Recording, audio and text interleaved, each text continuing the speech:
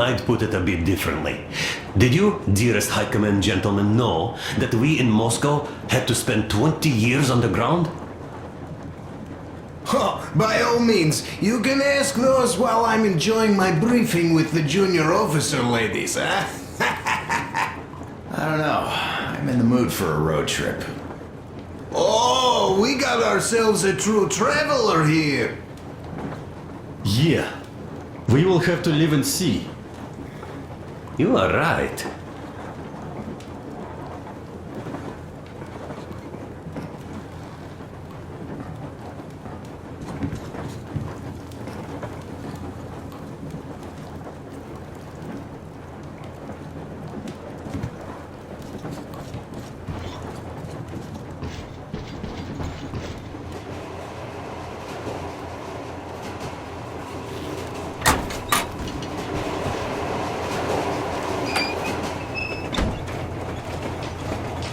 Come here, Artyom!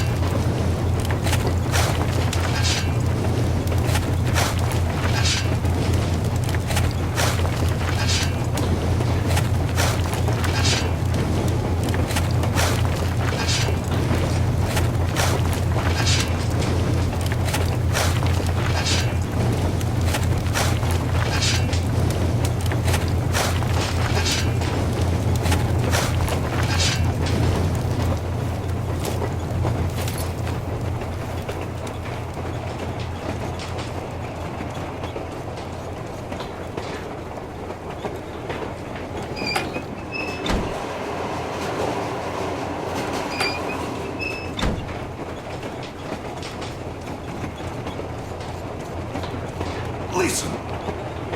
I had a talk with the Ark.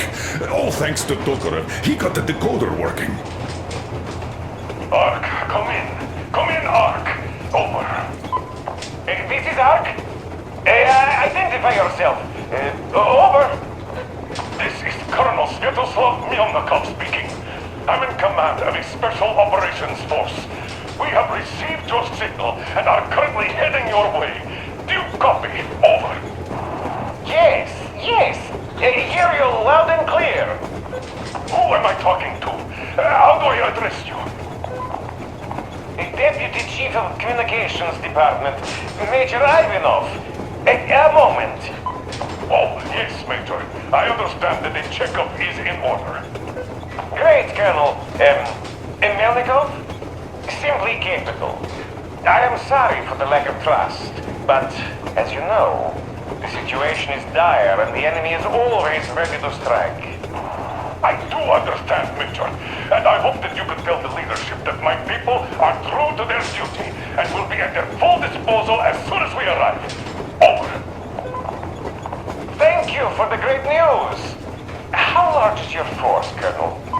I have a squad of the best operatives the Special Forces have to offer. A squad? I see. Well, this is great. Great! Yes, we aren't a large force, but we bring a message of extreme importance. We are heading towards you from Sector K6 Alpha. Do you have any data on enemy forces we might encounter on the way? Over. Just a moment, I have to check. K6, Alpha, you say, as far as I can see, there have been no enemy encounters reported in the area, Colonel. I regret. I must end our conversation here, but know that we are waiting for your arrival. I am making my report immediately, and I am sure the Minister of Defense will be eager to see you. This is a great honor. Thank you. Just a few words more, though. What is the general situation there, Major? Please. Colonel, sir, you do understand this is classified information.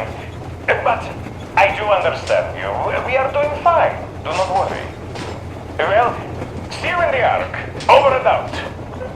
I serve the people. Over and out. So, do you get this now, you doubting Thomas? I'm so excited my hands are still shaking. Oh, the minister himself! This is incredible! By the way, Artyom, you should take a look at the map.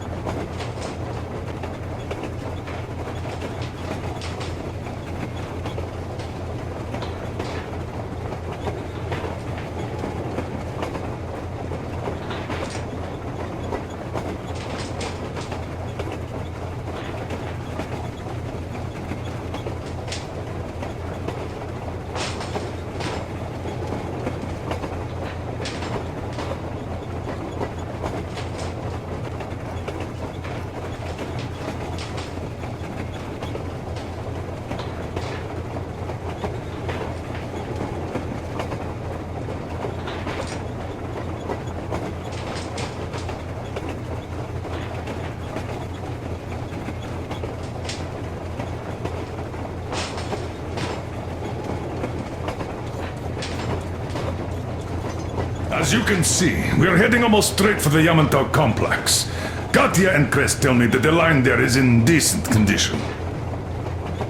Surprising, really, taking into account the number of priority targets there. So we can hope for smooth sailing from here, and right to the very destination. It's not even that far, but our speed depends on the state of the track.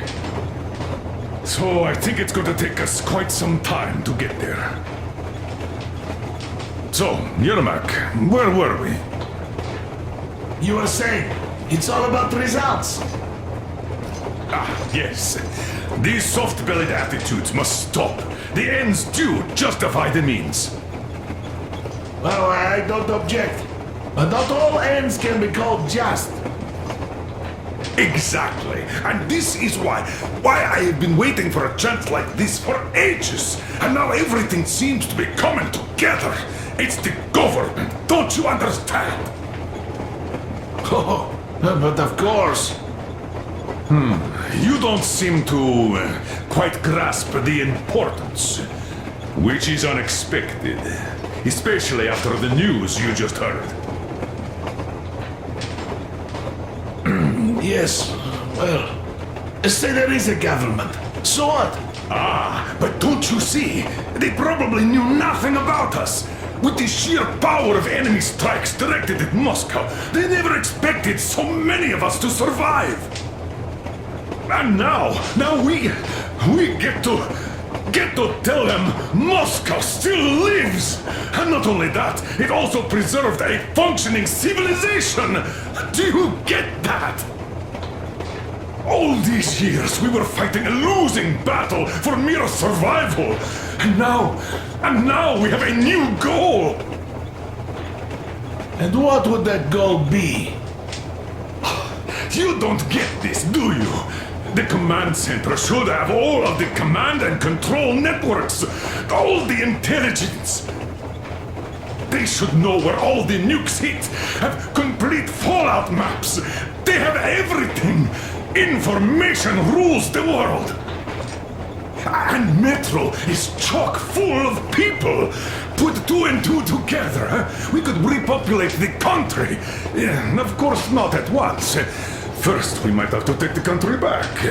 But we'll be doing this under the direction of a real government. People with all the necessary skills. And in the end, we will break out of the underground dead end we are in. It would be nice, sure.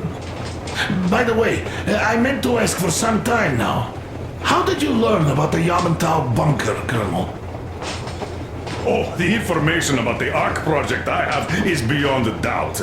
I'm saying this as a GRU officer. I had colleagues working there. preparing evacuation plans. So I've been briefed into it officially. So, now we just have to get there. And we will. We will. The journey won't be easy, though. We were never looking for an easy way. Yes, I've been thinking about that for a long time. The Central Industrial District, a priority target. Katya did confirm my suspicions. The tracks might have survived partially, but the state they're in now is most likely terrible. I think we'll have to fix sections of the track. I think our people can handle it. Besides, I'm sure there will be sidetracks. What do you think could have happened in the relatively intact territories in the meantime? That's a good question. Yes, that we will.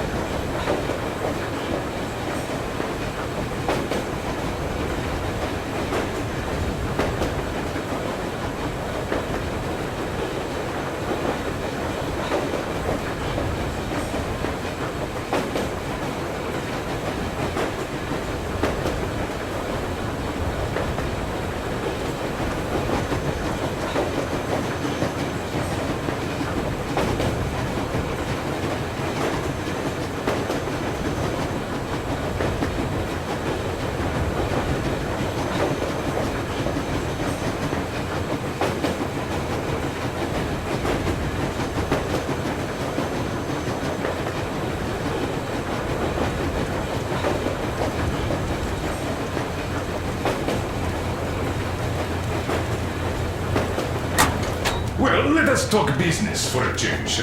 Namely, the engine status. All right. Is the pump in order now? Yes, we have fixed it.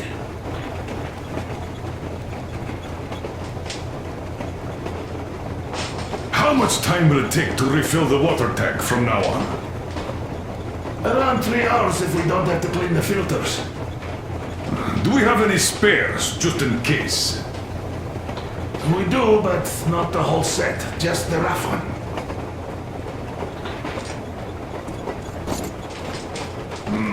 A shame. Have we got oil?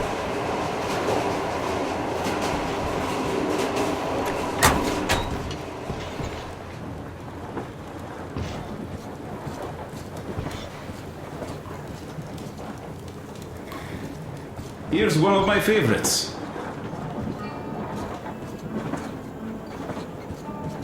Well, I'll go back to smoking. Kirill, come in. You read me, Kirill. More on the over. Let's just read this. We're all tight like that. Do you think that when we come back to Metro, they will believe us?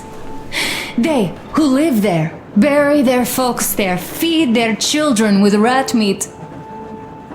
I agree with Father when he says it was the only way to preserve civilization. But what do you think they will find easier to believe? That they'd be able to get out to the surface and live there like they once did? Or that they'd spend 20 years underground for nothing, just because secrecy demanded they stay there? Just because they didn't have the fucking security clearance? I simply don't know, Artyom. I only know that even if we ever go back there, and it's a big if, I am definitely not staying. Time to go. Okay, let me get up. My home is here, somewhere on the surface. Hold up then. Come over here. I just don't know where yet. And thank you, Artyom. No matter exactly what Dad says. Thank you for leading us outside. I'm sorry.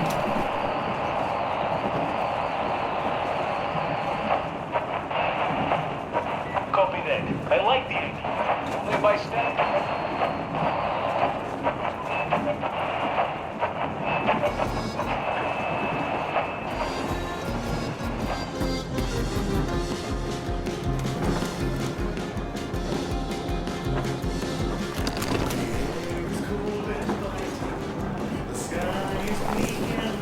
All right. I'll stop going on.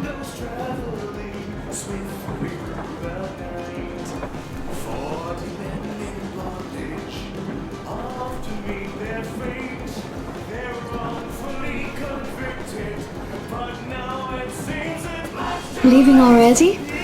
Well, go get them, Tiger.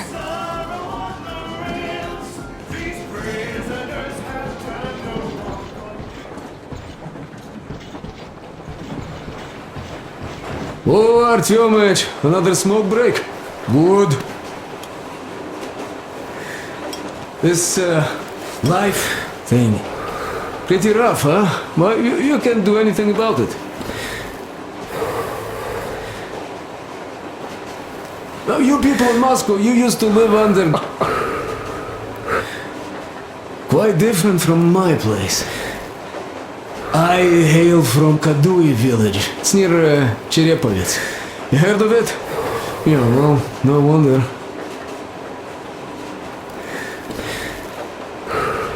Our place was the middle of nowhere before the war. There was no point spitting at us, much less wasting bombs. So... it wasn't all that bad at the start. The townsfolk were joking that it was a good thing since their credit slates were all wiped clean. But when the nuclear winter came, they weren't as merry anymore. Didn't used to be that hot even before that, but now, even the fucking thermometers froze. Though I wasn't really educated or anything, I'd always liked science, so I knew the winter would come. The moment the bombs started falling, I knew I had to move south before the snow got too thick. Fixed an old truck, hopped on, never looked back.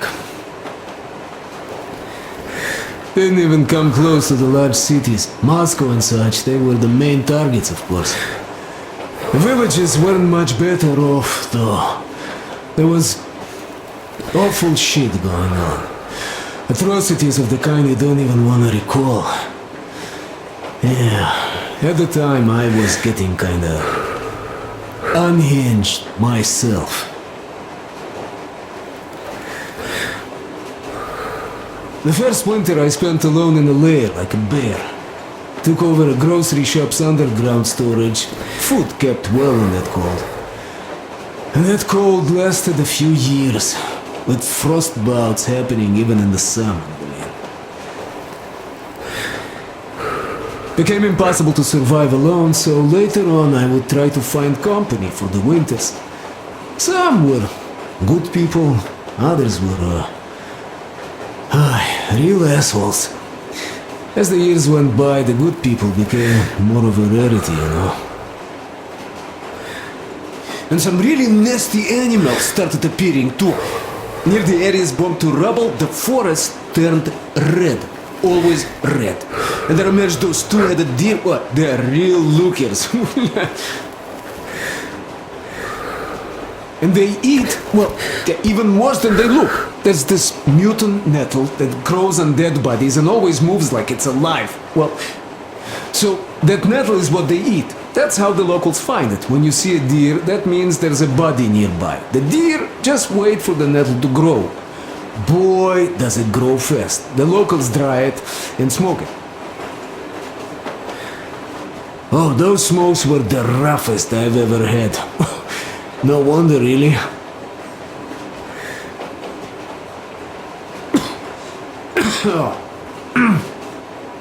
So, I basically ended up going all over the place, almost reached Astrakhan.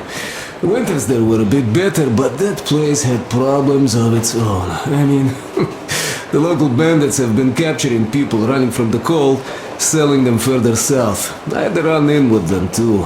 I had to present my truck to one asshole there.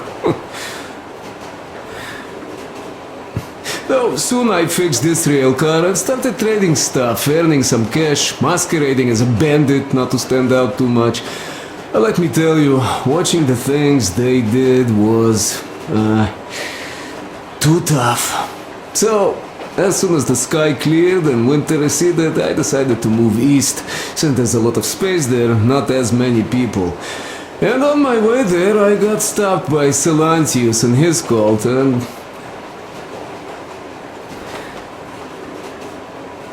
that's how it goes, bratucha. That's my story.